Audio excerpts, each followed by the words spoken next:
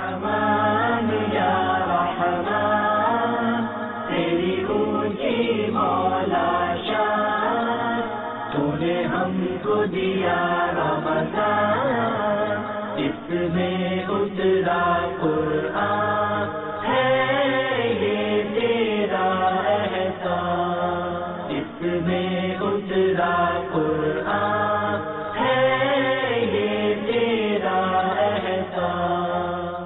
अल्हम्दुलिल्लाहि रब्बिल आलमीन वस्सलातु वस्सलामु अला सय्यिदिल मुरसलीन अम्मा बअद फ़अऊज़ु बिल्लाहि मिनश शैतानिर रजीम बिस्मिल्लाहिर रहमानिर रहीम अस्सलातु वस्सलामु अलैका या रसूल अल्लाह व अला आलिका व अस्हाबिका या हबीब अल्लाह अस्सलातु वस्सलामु अलैका या नबी अल्लाह व अला आलिका व अस्हाबिका या नूर अल्लाह। मदनी चैनल के नाजरीन, सिलसिला मेरे रब का कलाम लिए हाजिर हैं। सरकार मदीना सल्लल्लाहु ताला अलैहि वसल्लम का फरमान आलीशान है, जो कोई मुझ पर एक बार दुरूद पाक पढ़ता है अल्लाह ताला उस पर 10 रहमतें नाजिल फरमाता है। सल्लु अलल हबीब सल्लल्लाहु ताला अला मुहम्मद।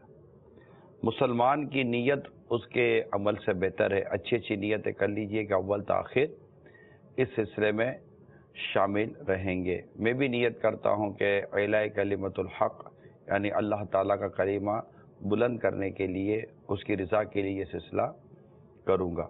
हमारा जो मौजू चल रहा था, एक तो रुमूज़ औक़ाफ़ हम समझने की कोशिश कर रहे थे। कुरान मजीद में जो बाज़ जगहों पर जो अलामतें ज़ाहिर की गई हैं उसकी क्या वजह है, और इंशाअल्लाह वो सारे रुमूज़ औक़ाफ़ ये ज़्यादा हैं तो उसको चंद चंद करके हम दिखाने की आपको कोशिश करेंगे। आज इंशाअल्लाह हम मौका मिलेगा, अल्लाह ने चाहा तो कुरान मजीद ने जो पेशगोयाँ की हैं वो पेशगोयाँ क्या होती हैं ये भी इंशाअल्लाह हम आपके सामने बयान करने की नीयत है मेरी, उसकी तैयारी भी है, और रोज़ाना एक शान नुज़ूल भी बयान करने का हमारा सिलसिले का ये एक हमने हिस्सा बनाया हुआ है। मकसद ये है कि हम कुरान करीम में मौजूद जो मुख्तलिफ मज़ामीन इनको समझें। रुमूज़ औक़ाफ़ में जहाँ हमने वफ़ के बारे में आपको मैंने कल बयान किया था, तो से मुराद ये वफ़ मुतलक़ की अलामत थी। तो ये जो हमने चार्ट तैयार किया है आपको रुमूज़ औक़ाफ़ का, अगर कुरान करीम अल्लाह करे आपके पास हो तो उसको भी देख सकते हैं आप। दिखाइए स्क्रीन पर। इसमें आप तीसरी लाइन में चले, किफ़। ये लफ्ज़ किफ़ है जिसके मायनी हैं ठहर जाओ, और ये अलामत वहाँ इस्तेमाल की जाती है जहाँ पढ़ने वाले के मिलाकर पढ़ने का एहतिमाल हो। तो यहाँ कहा जा रहा है ठहर जाओ। अब कुरान करीम में ये जगह, ये अलामत आपको जहाँ मिलेगी, ज़रा अब स्क्रीन पर कुरान करीम की वो आयत करीम लाएँ ताकि हमारे नाज़े आइए। अब ये देखिए, ये आयत करीमा चल रही है, चलते चलते ये इधर आई खलाक, ठीक है, ये किफ़ आ गया। हाँ, इसको थोड़ा और वाज़े करें, ये किफ़ हो गया। ये वो अलामत है जहाँ आपको मैंने बयान किया था। किफ़ के नीचे तवा का निशान भी बना हुआ है, और तवा की वजाहत में कल आपको कर चुका था। ये वफ़ मुतलक़ है कि अलामत है, इस पर ठहरना चाहिए, मगर ये अलामत वहाँ होती है जहाँ मतलब तमाम नहीं होता और बात कहने वाला अभी कुछ और कहना चाह रहा है। तो यहाँ तवा का निशान भी है और किफ़ की अलामत भी है कि ये लफ्ज़ है किफ़ जिसके मायने है ठहर जाओ, और ये अलामत वहाँ इस्तेमाल की जाती है जहाँ पढ़ने वाले के मिलाकर पढ़ने का एहतिमाल हो। तो ये दोनों चीज़ें हैं, तो इन दोनों के मतलब जो सामने होंगे तो इंशाअल्लाह आपको तिलावत करने में आसानी रहेगी। इसके बाद आपको जो मैं अर्ज़ करूँगा वो सीन या सक्ता, सीन या सक्ता, ज़रा दिखाइए स्क्रीन पर जी। ये सीन या सक्ता, ये दोनों सक्ते की अलामात हैं। यहाँ इस तरह ठहरना चाहिए कि आवाज़ टूट जाए मगर सांस ना टूटने पाए। ज़रा कुरान मजीद, कुरान करीम की आयत करीमा भी बता दें। کہ کس طرح یہ قرآن کریم میں ان کو جب یہ پڑھیں گے تو انہیں یہ علامت نظر آئے گی. جی ہاں، یہاں سکتے والی ہے، یہ چل رہے ہیں، یہ سکتہ آ گیا ہے نا، یہ لکھا ہوا سکتہ. تو یہ علامات ہے. یہاں اس طرح ٹھہرنا چاہیے کہ آواز ٹوٹ جائے مگر سانس نہ ٹوٹے.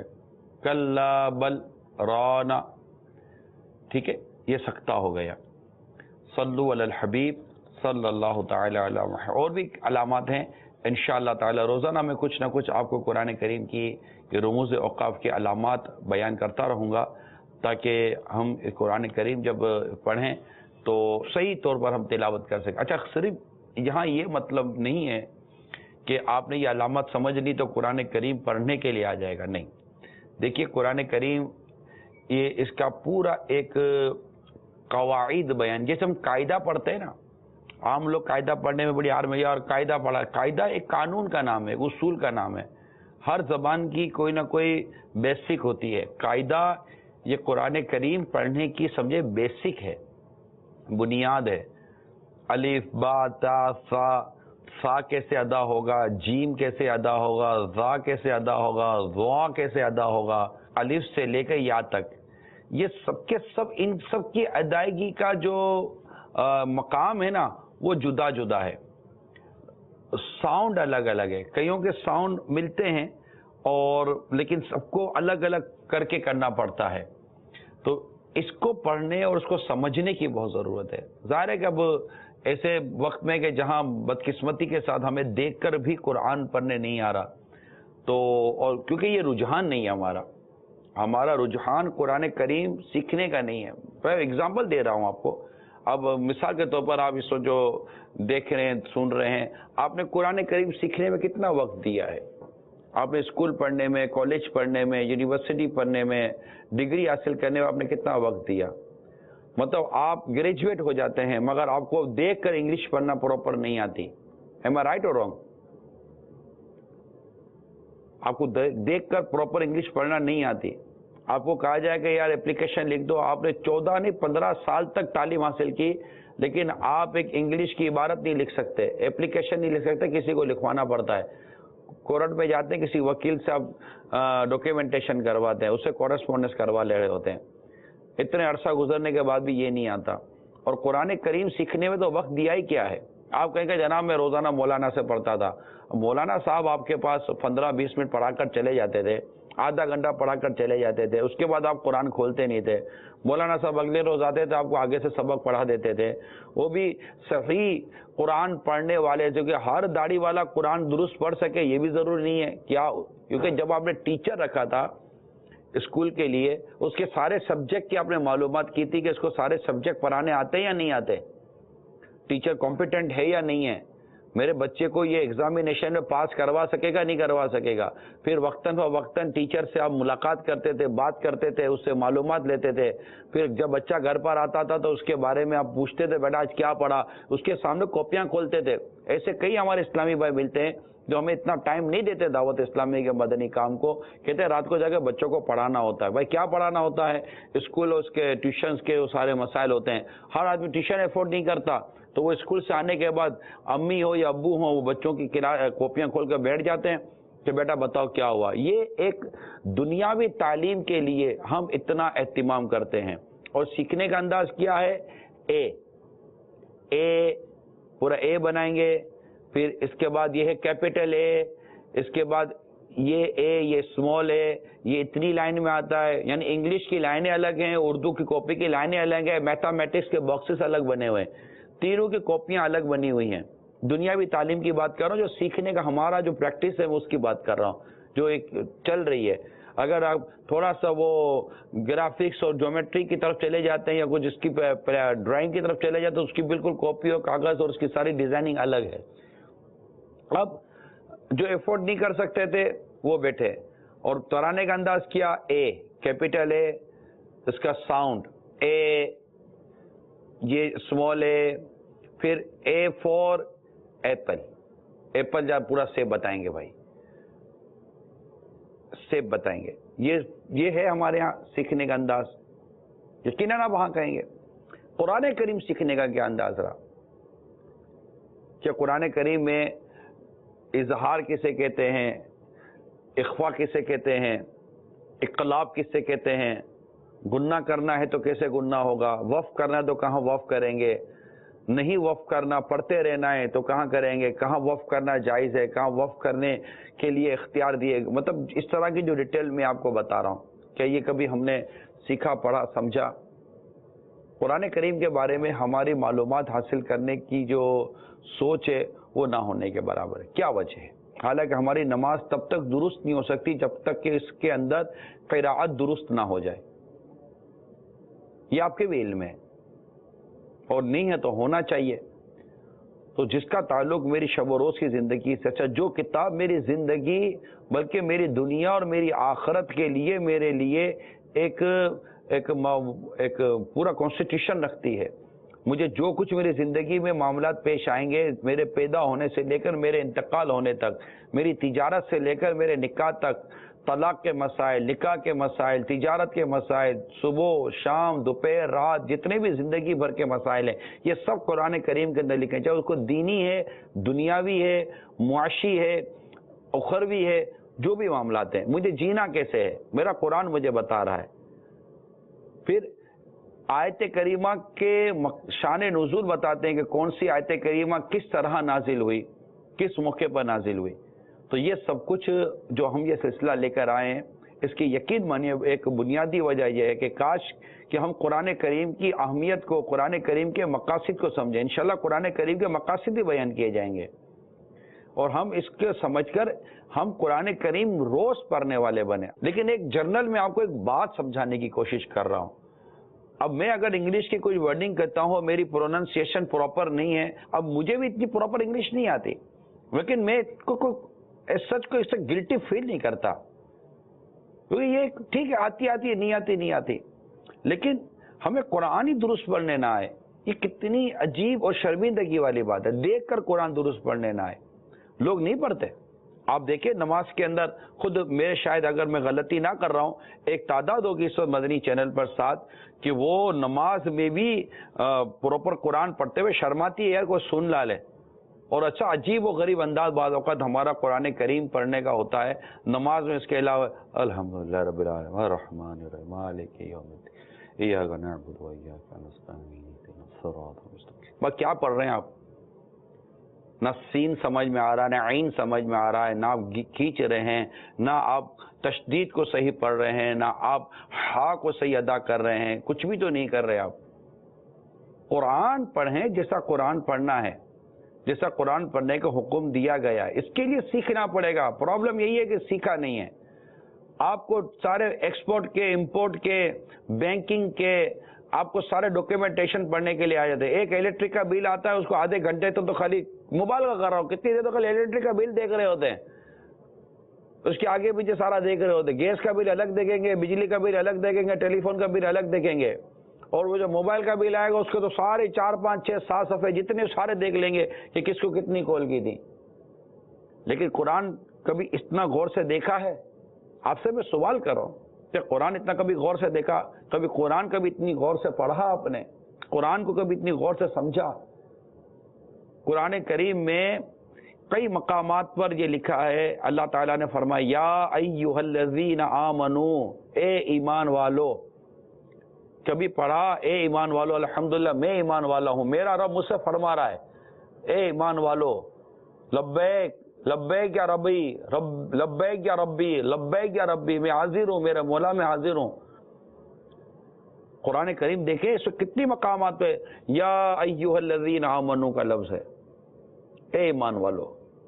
کتنی خوش قسمتی ہماری، ہم سے ہمارا رب فرما رہا ہے اے ایمان والو۔ یہ میرے رب کا کلام ہے، یہ ہمیں اللہ تبارک و تعالیٰ کی بڑی نعمت ہے۔ آپ کو کوئی آپ کا عزیز، کوئی رشتہ دار، یعنی آپ کا بیٹا ملک سے باہر ہے، آپ کے والد صاحب ملک سے باہر ہیں، آپ کے شوہر ملک سے باہر ہیں، یہ آپ کو کوئی لیٹر لکھتے ہیں، آپ بتائیے کہ آپ اس کو لیٹر کو کتنی بار دیکھتے ہیں؟ ماں اپنے بیٹے کا لیٹر آ جائے، خط آ جائے، کتنی بار پڑھتی ہے، بیٹے نے لکھا، بیٹے نے دیا، بیٹے کا پیغام ہے۔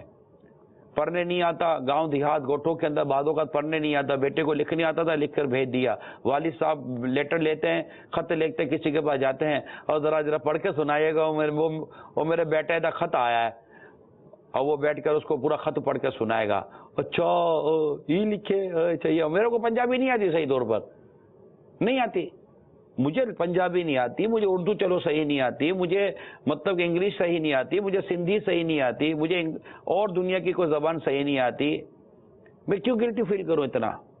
ایس سچ آنی چاہیے، جو پراپر زبان ہے ہماری درست بولنے آنی چاہیے، لیکن جب جس کو قرآن درست پڑھنے نہیں آ رہا، دیکھ کر درست پڑھنے نہیں آ رہا، میں نہیں کہتا آپ کو عربی لینگویج صحیح آتی ہے نہیں آتی، دنیا عربی لینگویج سیکھتی ہے، ایسے عرب دنیا میں ہمارے کئی ایسے لوگ ہوں گے جنہوں نے کچھ نہ کچھ عربی لینگویج سیکھ لی ہوگی، کیونکہ وہاں رہنا ہے، آپ نے روزگار حاصل کرنا ہے، پڑھنا ہے، آپ نے وہاں پر دو پیسے کمانے ہیں، آپ کو وہاں پر مطلب کہ تعال، کیف، ہنا، بقالہ، یہ دو چار ایسے بڑے بڑے ورڈ ہیں، سیارہ، تو یہ سارے آ جائے گی کہ بھائی اس کو گاڑی بولتے ہیں، اس کو ہاتف، جناب ٹیلی فون کو یہ بولتے ہیں، تو فلاں کو یہ بولتے ہیں، تو یہ شرطا پتہ، پولیس والے کو شرطی بولتے ہیں، تو یہ پولیس والے کو پتہ ہے کہ وہ شرطے آنے والے، تو یہ سب اس کو پتہ ہوگا، یہ ورڈنگ یہ سیکھ جاتے ہیں، کیونکہ ان کو وہاں رہنا ہے، وہاں کمانا ہے، وہاں کے لوگوں کے ساتھ ان کو بات چیت کرنی ہے، کوشش کرتے ہیں، فرانس جائیں تو فرینچ آ جاتی ہے، جرمن جائیں تو جرمن آ جاتی ہے،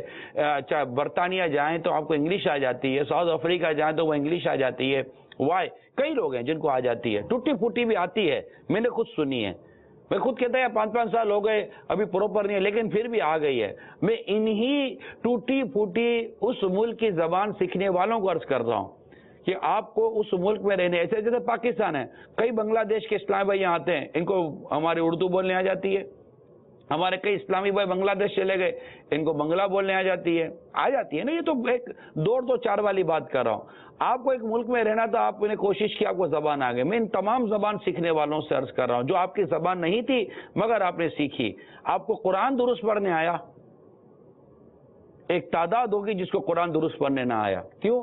آپ نے قرآن درست پڑھ کرنے کی جو کوشش کرنی چاہیے، آپ نے کوشش ہی نہیں کی، جس کی وجہ سے شاید آپ قرآن درست نہ پڑھ سکے، 70 سال 80 سال کے مطلب کہ بیچارے بزرگ ہو جاتے ہیں، وہ بوڑھی ہو جاتی ہیں، وہ بوڑھے ہو جاتے ہیں، قرآن درست پڑھنے نہیں آتا، ہمارے پڑھے لکھے سمجھدار چارٹرڈ اکاؤنٹنٹ لے لیجئے، ڈاکٹر لے لیجئے، ویری سوری ٹو سے، یہ مطلب آپ ناراض ہوں گے بھی کیوں؟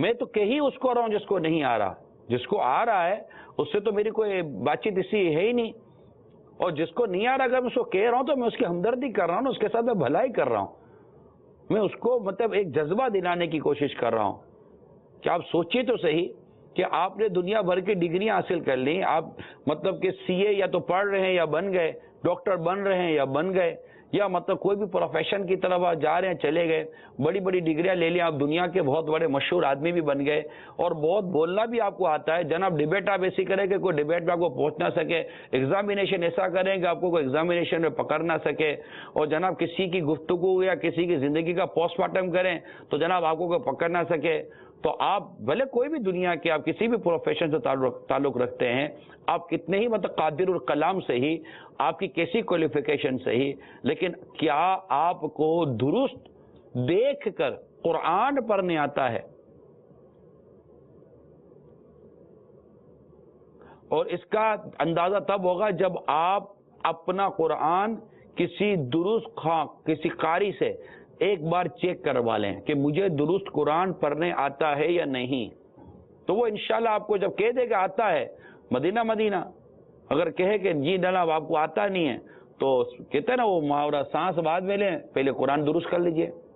اللہ تعالی ہم سب کو درست قرآن پڑھنے کی توفیق عطا فرمائے۔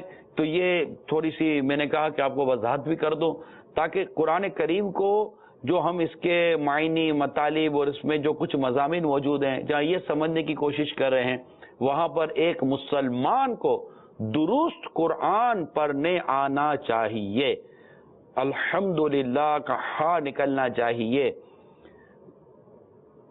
قاف کا پتہ ہونا چاہیے کہ موٹے اور باریک کاف میں کیا فرق ہے۔ ایک لکیر والا کاف ہوتا ہے جسے کتاب لکھتے ہیں، ایک نقطے والا قاف ہوتا ہے جسے قلم لکھتے ہیں۔ ان دونوں میں کیا فرق ہونا چاہیے یہ پتہ ہونا چاہیے. سیکھیں گے؟ نیت کر لیجئے. ماشاءاللہ. کال چلائیے. السلام علیکم ورحمۃ اللہ وبرکاتہ. وعلیکم السلام ورحمۃ اللہ وبرکاتہ. محمد شہزاد اختاری ضیاء کوٹ. ماشاء اللہ لا قوت الا باللہ. میرے رب کا کلام کیا بات ہے، میرے رب کے کلام کی کیا بات ہے، میرے پیارے آقا صلی اللہ علیہ وسلم کی زبان اطہر کی، وہ زبان جس کو سب کن کی کنجی کہیں، اس کی نافذ حکومت پہ لاکھوں سلام، وہ دہن جس کی ہر بات وحی خدا، چشمائے علم و حکمت پہ لاکھوں سلام. اللہ تعالیٰ اس پروگرام کی کوشش قرآن پاک سیکھنے سکھانے کی قبول فرمائے. انشاءاللہ قرآن پڑھنے کی نیت کرتا ہوں اور سیکھنے اور سکھانے کی بھی انشاءاللہ عز و جل نیت کرتا ہوں. دعاؤں کی درخواست ہے. السلام علیکم ورحمۃ اللہ وبرکاتہ. وعلیکم السلام ورحمۃ اللہ وبرکاتہ. اس میں اترا قرآن ہے یہ تیرا احسان. صلو علی الحبیب صلی اللہ تعالی علی محمد. آج جو شان نزول بیان کرنے جا رہا ہوں بڑا ہی سبق آموز شان نزول ہے، اور اس میں چند آیات ہیں. اس میں سورہ فرقان کی آیات بھی ہیں اور سورہ زمر کی بھی آیت ہے. اور اب دیکھیے سورہ فرقان یہ پہلے ایک صورت آتی ہے اور سورہ زمر یہ بعد میں صورت آتی ہے. سورہ فرقان 19ویں پارے میں اور سورہ زمر یہ بعد کے پاروں میں ہے. لیکن یہ وہ جیسے میں نے ابتدا عرض کر دی تھی کہ جو آیت بھی جہاں ہے وہ سرکار صلی اللہ تعالی علیہ وسلم کے حکم پر ہے کہ اس آیت کو اس آیت کے بعد اور اس آیت سے پہلے رکھ دیا جائے، اور اسی طرح کیا گیا اور اسی انداز پر سرکار صلی اللہ تعالیٰ علیہ وسلم نے اس کی تلاوت فرمائی. صحابہ کرام نے سنی اور صحابہ کرام نے اس کو یاد کیا، اور اسی طرح آج وہ ہمارے پاس موجود ہے. یہ میں اپنے پہلے سلسلے میں بیان کر چکا ہوں. حضرت عبداللہ بن عباس رضی اللہ تعالیٰ عنہما سے مروی ہے کہ وحشی جس نے حضرت سیدنا امیر حمزہ رضی اللہ تعالیٰ عنہ جو سرکار صلی اللہ تعالیٰ علیہ وآلہ وسلم کے سگے اور بڑے چہیتے اور بڑے پیارے چچا جان تھے، ان کو شہید کیا تھا. سرکار مدینہ صلی اللہ تعالیٰ علیہ وآلہ وسلم کی بارگاہ میں حاضر ہوا اور عرض کی مجھے امان دیجیے تاکہ میں آپ سے اللہ تعالیٰ کا کلام سنوں کہ اس میں میری مغفرت اور نجات ہے. اب وہ سرکار صلی اللہ تعالیٰ علیہ وآلہ وسلم کے سگے چچا حضرت سیدنا حمزہ رضی اللہ تعالیٰ عنہ کو اس نے شہید کیا اور بڑی بے دردی کے ساتھ شہید کیا تھا، اور اس کے معاملے میں جو سرکار کے جذبات ہوں گے صلی اللہ تعالیٰ علیہ وآلہ وسلم وہ سمجھے جا سکتے ہیں. اب اس نے آ کر کہا کہ مجھے امان دیجیے تاکہ میں آپ جو قرآن خدا کا جس میں ہمارا موضوع میرے رب کا کلام، تو جو رب کا کلام ہے خدا کا جو کلام ہے وہ میں سنوں کہ اس میں میری مغفرت و نجات ہے. ارشاد فرمایا سرکار صلی اللہ تعالیٰ علیہ وآلہ وسلم نے ارشاد فرمایا مجھے یہ پسند تھا کہ میری نظر تم پر اس طرح پڑتی کہ تو امان طلب نہ کر رہا ہوتا، لیکن اب تو نے امان مانگی ہے تو میں تمہیں امان دیتا ہوں تاکہ تو خدا عز و جل کا کلام سن سکے. اس پر قرآن کریم کی آیت کریمہ نازل ہوئی.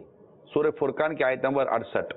اعوذ باللہ من الشیطان الرجیم بسم اللہ الرحمن الرحیم والذین لا يدعون مع اللہ الہا آخر ولا يقتلون النفس التي حرم اللہ الا بالحق ولا يزنون ومن يفعل ذلك يلقى أثاما. اور وہ جو اللہ کے ساتھ کسی دوسرے معبود کو نہیں پوجتے اور اس جان کو جس کی اللہ نے حرمت رکھی ناحق نہیں مارتے اور بدکاری نہیں کرتے، اور جو یہ کام کرے وہ سزا پائے گا. اللہ تبارک و تعالیٰ کے پیارے حبیب لبیب صلی اللہ تعالیٰ علیہ وآلہ وسلم کے پاس جب یہ حاضر ہوا اور اس نے پھر سرکار صلی اللہ تعالیٰ علیہ وآلہ وسلم سے کچھ اس طرح کہا کہ ایک شان نزول جب یہ ہوا تو وحشی نے کہا کہ میں شرک میں مبتلا رہا ہوں اور میں نے ناحق خون بھی بہایا اور بدکاری کا بھی مرتکب ہوا، کیا ان گناہوں کے ہوتے ہوئے اللہ تعالیٰ مجھے بخش دے گا؟ اس پر سرکار مدینہ صلی اللہ تعالیٰ علیہ وآلہ وسلم نے خاموشی اختیار فرمائی اور کوئی کلام ارشاد نہ فرمایا۔ اس پر پھر یہ آیت کریمہ نازل ہوئی جو سورہ فرقان کی آیت نمبر 70 ہے، اِلَّا مَن تَابَ وَآمَنَ وَعَمِلَ عَمَلًا صَالِحًا، مگر جو توبہ کرے اور ایمان لائے اور اچھا کام کرے۔ یہ آیت نمبر 70 میں ہوا، ارشاد ہوا۔ تو وحشی نے کہا اس آیت میں شرط کی گئی ہے کہ گناہوں سے مغفرت اسے حاصل ہوگی جو توبہ کر لے اور نیک عمل کرے، مگر جو توبہ کرے، ایمان لائے اور اچھا کام کرے۔ تو کہا کہ اس میں گناہوں سے مغفرت اسے حاصل ہوگی جو توبہ کر لے اور نیک عمل کرے، جبکہ میں نیک عمل نہ کر سکا تو میرا کیا ہوگا؟ بے شک اللہ اسے نہیں بخشتا کہ اس کے ساتھ کفر کیا جائے، اور کفر سے نیچے جو کچھ ہے جسے چاہے معاف فرما دیتا ہے۔ اب وحشی نے کہا اس آیت میں مغفرت مشیت الہی کے ساتھ وابستہ ہے۔ ممکن ہے میں ان لوگوں میں سے ہوں جن کے ساتھ حق تعالیٰ کی مشیت مغفرت وابستہ نہ ہو۔ جب ان سے یہ جملہ کہے تو اس کے بعد یہ آیت نازل ہوئی۔ اب یہ آیت سورہ زمر میں بیان کی گئی ہے، تم فرماؤ اے میرے وہ بندو جنہوں نے اپنی جانوں پر زیادتی کی، اللہ کی رحمت سے نا امید نہ ہو۔ یہ آیت سن کر وحشی نے کہا اب میں کوئی قید و شرط نہیں دیکھتا، اور اسی وقت مسلمان ہو گیا۔ تو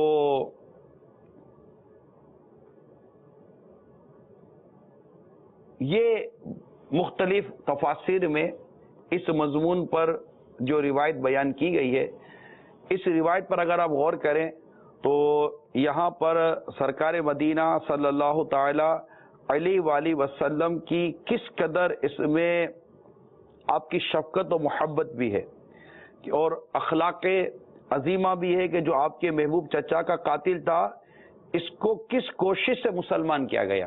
یعنی وہ یہ آیت کریمہ نازل ہوئی تو اس میں یہ ہے، یہ آیت کریمہ نازل تو اس میں یہ ہے، یہ آیت کریمہ نازل ہوئی تو اس میں یہ ہے، لیکن یہ مسلمان ہو گئے۔ یہ تاریخ کا ایک بڑا منفرد واقعہ ہے کہ سرکار صلی اللہ تعالی علیہ وسلم کے چچا جان کو اس وقت انہوں نے شہید کیا جب وہ ایمان نہیں لائے تھے۔ اس کے بعد ان کے ایمان لانے اور اس کے مطابق جو قرآن مجید کی آیت کریمہ نازل ہوئی، اس پر میں نے ابھی آپ کو تھوڑا سا بیان کیا کہ کون سی آیت کا شان نزول، کون سا پیچھے اس کا بیک گراؤنڈ کیا تھا، اس کی گفتگو کیا تھی، وہ بیان ہوئی۔ لیکن ساتھ یہ ضرور یاد رکھیے کہ اس جھوٹے نبوت کا دعویٰ کرنے والے مسلمہ کذاب کو ان حضرت وحشی رضی اللہ تعالیٰ عنہ نے قتل کیا۔ یہ ان کو اللہ تعالیٰ نے اعزاز عطا کیا۔ تو اس سے کچھ ایک مضمون یہ بھی سامنے آتا ہے کہ سب سے جو بڑا گناہ ہے نا میٹھے میٹھے اسلام بھائیو، یہ شرک ہے۔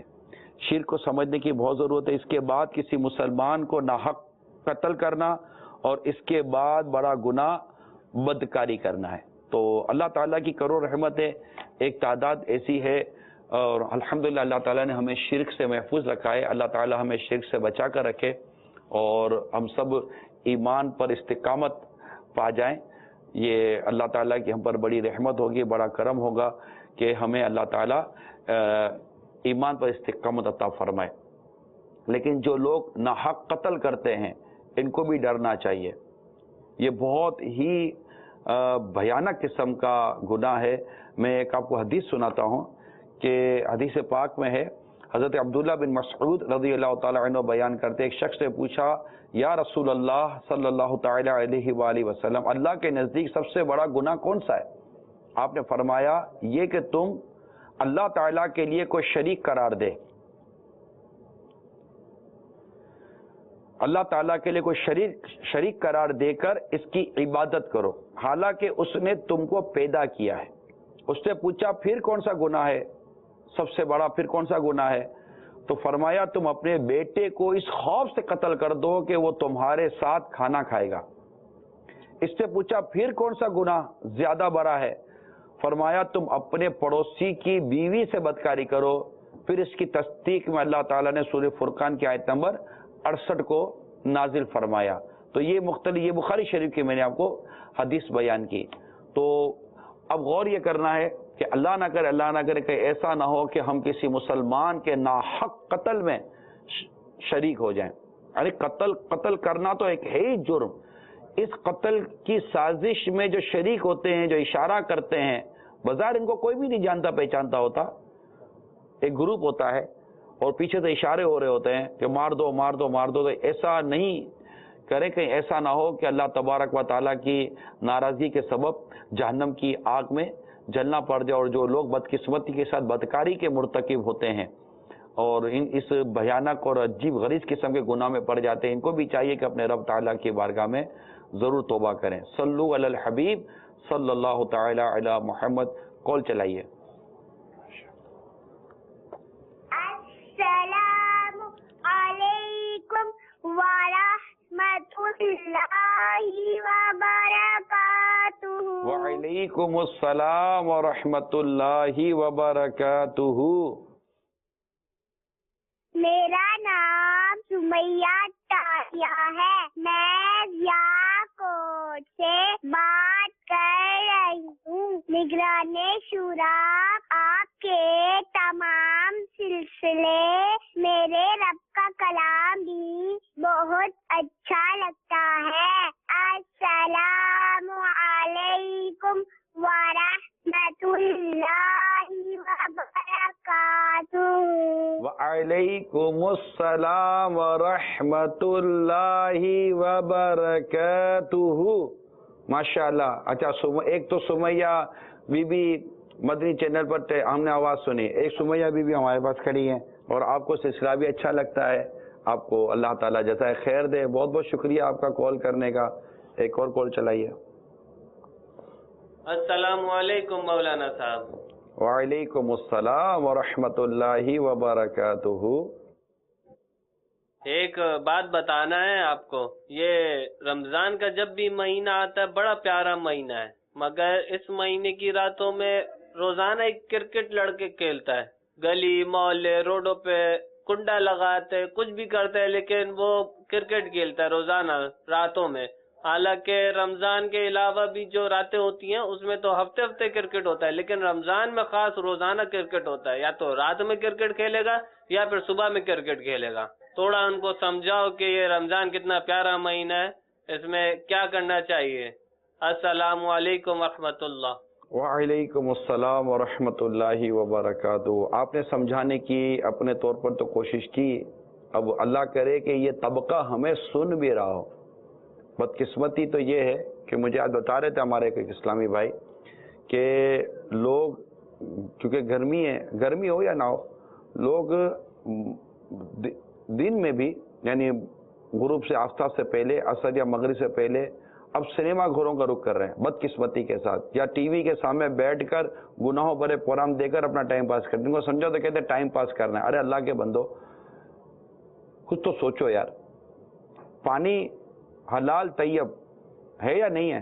پانی حلال طیب پینا جائز ہے، لیکن چونکہ اس وقت میں اللہ تعالیٰ نے آپ کو پینے کا منع کیا ہے، آپ پانی نہیں پی رہے نا، پیاس لگی ہے آپ نہیں پی رہے، آپ کہہ رہے ٹائم پاس کرنا ہے، ٹائم گزارنا ہے، آپ کو پیاس لگے گی، آپ کو بھوک لگے گی، آپ وہ کھانا بھی نہیں کھا رہے جو حلال ہے، طیب ہے، جائز ہے اس وقت کے علاوہ، آپ وہ پانی بھی نہیں پی رہے جو اس کے علاوہ آپ پیتے تھے، یہ سب کچھ آپ کرتے تھے، لیکن اللہ تعالیٰ کے حکم پر آپ یہ نہیں کر رہے کہ اللہ تعالیٰ نے منع کیا ہے اور میں نے روزہ رکھا ہے، تو آپ وہ کام کیسے کر رہے ہیں روزے کی حالت میں؟ جو روزہ ہو یا نہ ہو، رمضان ہو یا نہ ہو، جس کام کا کرنا ہی حرام و ناجائز ہوتا ہے۔ میں فلمی ڈراموں کی خاص طور پہ بات کر رہا ہوں، ایسا نہ کریں، یہ کوئی ٹائم پاس کرنے کا یہ کوئی وے ہی نہیں ہے کہ آپ سنیما گھروں کی طرح چلے جائیں۔ مجھے یہ میں کنفرم نہیں کر رہا، آئی ایم ناٹ شیور کہ یہ لوگ، یہ طبقہ ہمیں دیکھ یا سن رہا ہوگا یا نہیں۔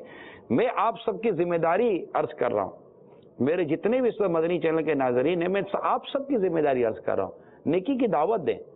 اور یہ جو ہو رہا ہے نا غلط کام، فلمیں ڈراموں کی طرف یا ٹی وی کی اسکرین پہ بیٹھ کر گناہوں بھرا پروگرام دیکھیں، اس کو پروموٹ کریں، آپ اپنی ذمہ داری ادا کریں۔ حدیث پاک میں، بخاری شریف کی حدیث ہے، بلغوا عنی ولو آیا، پہنچا دو میری طرف سے اگرچہ ایک ہی آیت ہو۔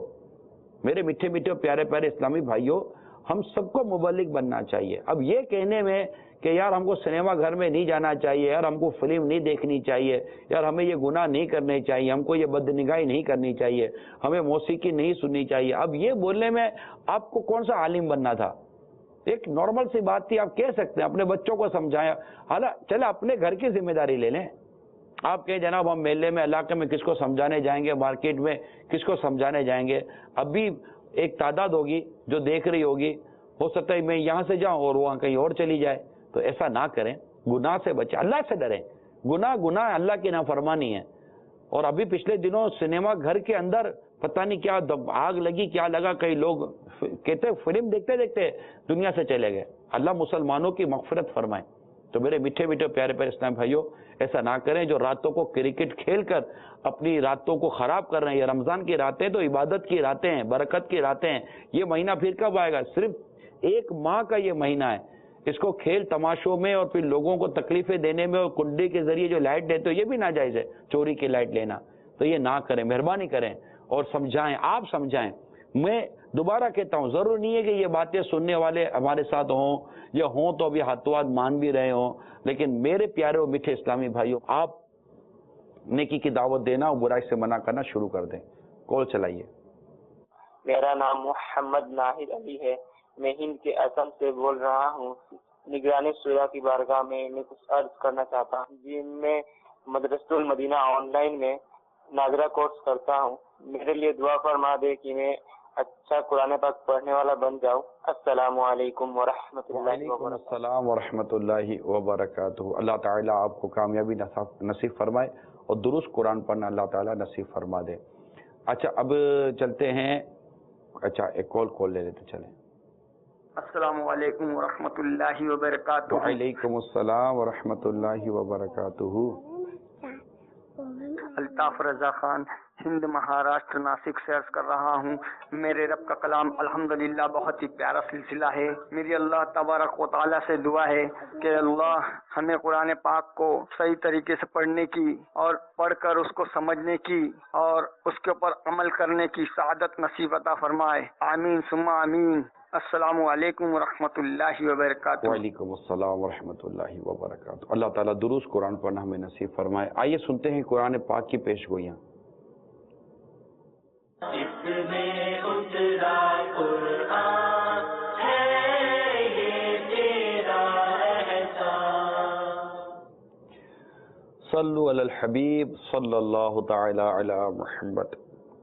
قرآن کریم میں کئی پیش گوئیاں بیان کی گئی ہیں۔ اس کو سمجھنے کے لیے 3 اہم باتوں کو سمجھنا بہت ضروری ہے۔ نمبر 1، قرآن مجید میں بیان کی گئی ہر پیش گوئی جزم اور یقین کے ساتھ بیان کی گئی، کنفرم۔ اس میں کاہنوں، نجومیوں اور دیگر لوگوں کی پیش گوئیوں کی طرح کوئی بھی ابہام نہیں ہے، کوئی شک و شبے کی گنجائش نہیں ہے۔ There are no doubt, confirm ہے۔ دوسری بات، یہ پیش گوئیاں جن حالات اور جن مواقع پر بیان کی گئیں اس وقت آثار و علامات کے اعتبار سے ان کے پورا ہونے کا ذرا بھی احتمال موجود نہ تھا کہ یہ کیسے ہو سکتا ہے، لیکن قرآن نے کہا ایسا ہوگا اور ایسا ہوا۔ تیسری بات، قرآن میں جو پیش گوئیاں بیان کی گئیں ان میں کچھ تو نبی رحمت صلی اللہ تعالی علیہ وآلہ وسلم کے مقدس زمانے میں، کچھ دور صحابہ میں اور کچھ بعد کے زمانے میں حرف بحرف پوری ہوئی، اور کچھ پیش گوئیاں ایسی ہیں جو آئندہ زمانے میں پوری ہوں گی اور بالکل ویسی ہی پوری ہوں گی جیسے قرآن کریم میں بیان کی گئی۔ اب یہ 3 باتیں پیش نظر رہیں۔ اب ایک پیش گوئی میں آپ کو قرآن مجید سورہ توبہ آیت نمبر 33 کے حوالے سے عرض کرتا ہوں۔ پہلے وہ پیش گوئی کیا ہے، آئیے وہ قرآن مجید کی آیت کریمہ بھی سنتے ہیں اور اس کے ترجمے کو بھی سنتے ہیں۔ هو الذي أرسل رسوله بالهدى ودين الحق ليظهره على الدين كله ولو كره المشركون. وہی ہے جس نے اپنا رسول ہدایت اور سچے دین کے ساتھ بھیجا، اسے سب دینوں پر غالب کرے، پڑے برا مانے مشرک. اب یہ جو آپ نے آیت نمبر 33 سنی، وہی ہے جس نے اپنا رسول ہدایت اور سچے دین کے ساتھ بھیجا اور اس سے سب دینوں پر غالب کرے، پڑے برا مانے مشرک. آیت میں غلبے سے دلائل اور قوت دونوں اعتبار سے غلبہ مراد ہے. جو یہ فرمایا گیا نا کہ اسے سب دینوں پر غالب کرے، دلائل کے اعتبار سے تو یوں کہ دین اسلام نے اپنی حقانیت پر جو دلائل پیش کیے ہیں، اس سے مضبوط ترین دلائل کوئی بھی پیش نہ کر سکا کہ یہ دین حق ہے. اس صورت میں یہ پیش گوئی دور رسالت میں ہی پوری ہوئی، کیونکہ دین اسلام کے حقانیت کے یہ دلائل قرآن میں ہی بیان ہوئے اور قرآن مجید سرکار صلی اللہ تعالی علیہ وسلم کے مبارک زمانے میں ہی مکمل ہوا. یہ ہوئی ایک.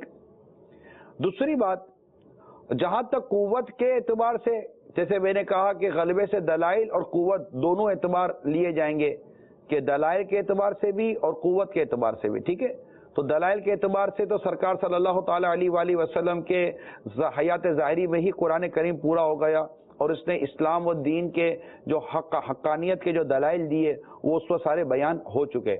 قوت کے اعتبار سے جو غلبے کا تعلق ہے، اس سے مراد یہ کہا جا سکتا ہے کہ ایک بہت بڑا عرصہ ایسا گزرا کہ دنیا میں صرف دین اسلام ہی غالب تھا، اور اب آئندہ اس کا کامل ظہور اس وقت ہوگا جب حضرت امام مہدی رضی اللہ تعالی عنہ دنیا میں تشریف لائیں گے. اس صورت میں یہ پیش گوئی دور صحابہ میں اور بعد کے زمانے میں بھی پوری ہوئی اور آئندہ بھی پوری ہوگی. جی ہاں، یعنی جب دور صحابہ تھا تو اس وقت اسلام و دین کس قدر قوت کے ساتھ غالب تھا اور کس قدر اسلام آگے سے آگے بڑھتا چلا جا رہا تھا. نام سنتے ہی کفار اپنی دانتوں میں انگلیاں دبا لیتے تھے. بڑے عظیم واقعات اس سے بیان کیے جاتے ہیں. اور ایک وقت اب وہ آئے گا جب امام مہدی رضی اللہ تعالی عنہ دنیا میں تشریف لائیں گے، پھر اس کے بعد حضرت عیسیٰ علیہ السلام بھی نزول فرمائیں گے. یہ سب ہمارے اعتقادات کا حصہ ہے. تو یہ ساری باتیں اس وقت صرف اور صرف اسلام اور دین ہی غالب ہوگا. حضرت امام مہدی رضی اللہ تعالیٰ عنہ میں یہ پیش گوئی دوبارہ ہم کو پوری ہوتی نظر آئے گی. اللہ تعالیٰ دروس قرآن پڑھنے، سیکھنے اور سمجھنے کی آپ کو اور ہم سب کو توفیق عطا فرمائیں. آمین بجاہ النبی الامین صلی اللہ تعالی علیہ وآلہ وسلم. صلو علی الحبیب صلی اللہ تعالی علی محمد. رحمان یا رحمان تیری اونچی مولا شان، تو نے ہم کو دیا رمضان، اس میں اترا